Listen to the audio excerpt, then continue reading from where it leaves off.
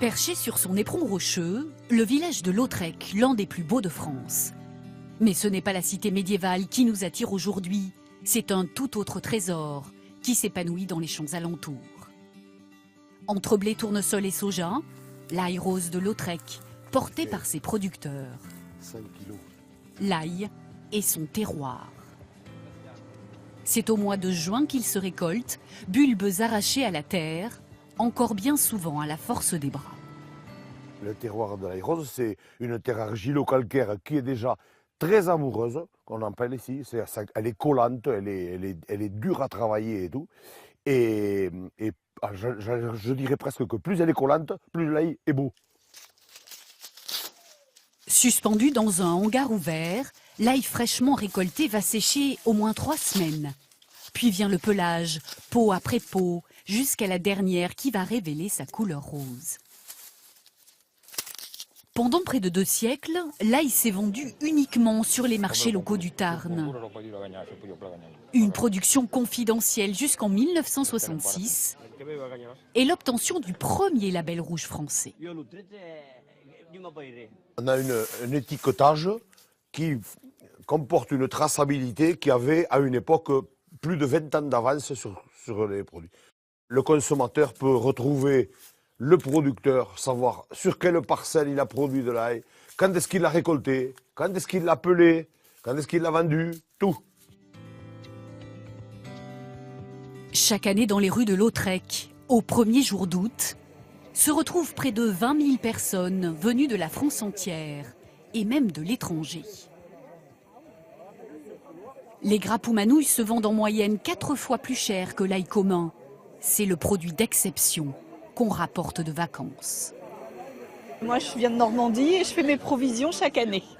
Ce sont mes réserves et puis c'est le cadeau aussi sympathique que l'on fait à son entourage. Ça donne la forme, ça donne la pêche. C'est très bénéfique pour la santé. Il faut beaucoup en manger. J'en ai pas beaucoup des grosses là. Cet ail, on le dit originaire d'Asie centrale, prisé par les Égyptiens, adopté par les Romains. Il trône sur la table de Charlemagne et d'Henri IV, bien avant son arrivée dans le petit village, un peu par hasard. La légende veut qu'un marchand passant par Lautrec, il y a 15 siècles, n'avait pas d'argent pour payer l'hôtelier et il a payé avec de l'ail. Et l'ail, donné à l'hôtelier, lui être mangé, il a été planté dans les jardins. Ça serait l'origine de notre ail.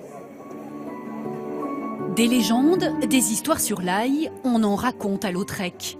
On dit même que le curé du village en a toujours une gousse dans sa poche. C'est sur ces terres du Tarn que le condiment se cuisine le mieux encore aujourd'hui. Ah, soupe à l'ail rose de Lautrec. Et se déguste volontiers entre amis, autour d'une grande tablée. Avant d'être restaurateur, Thierry Bardou fut producteur comme son père. Son goût pour l'ail est tel qu'il ne cesse d'inventer des recettes. En feuilleté, avec jambon et fromage du cru. Marié à de la truite ou des moules. Crème et tête fondante aux côtés d'un magret. Et même saveur sucrée pour se graniter d'ail rose et citron vert.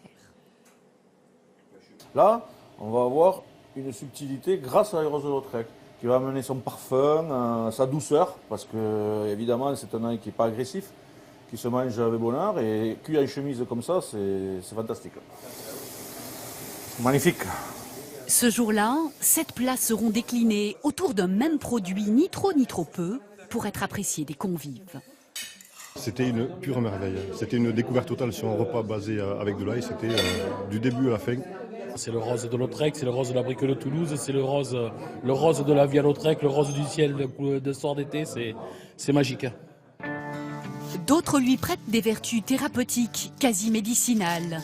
Le mieux reste encore de se faire sa propre idée dans la patrie de l'ail rose, aujourd'hui site remarquable du goût.